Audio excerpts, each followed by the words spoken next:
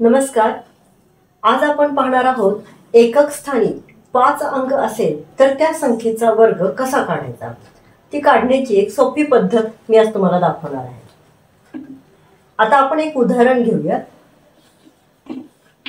65 चा वर्ग काढायचा आहे आपल्याला. 65 चा वर्ग तयार करत असताना किंवा काढत असताना काय करायचं, हा 6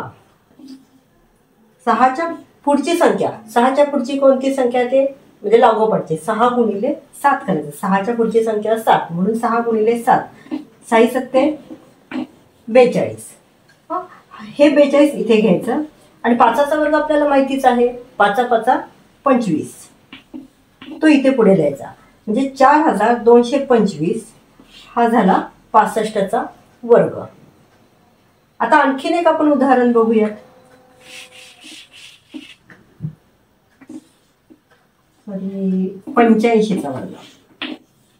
ओके, 85 चा वर्ग करायचा आहे. 8 च्या पुढची संख्या घ्या. 8 गुणिले 9, 8 9 आलं 72. हे 72 असंच लिहून घ्या. 5 चा वर्ग आपल्याला माहिती आहे, तो त्याच्या समोर लिहा. 5 5 25, 7225 हा 85 चा वर्ग आलेला आहे. म्हणजेच ज्यावेळेला एकक स्थानी, म्हणजे एकक स्थानीचा अर्थ काय की शेवटचा अंक हा जर 5 असेल आणि ही संख्या जर 2 अंकी असेल तर त्या संख्येचा वर्ग कसा काढायचा त्याची ही सोपी पद्धत आहे. तुम्हाला माझ्या अशाच पद्धती गणिताच्या जर आवडत असतील तर माझ्या चॅनलला लाईक करा, शेअर करा आणि सबस्क्राईब करायला विसरू नका. धन्यवाद.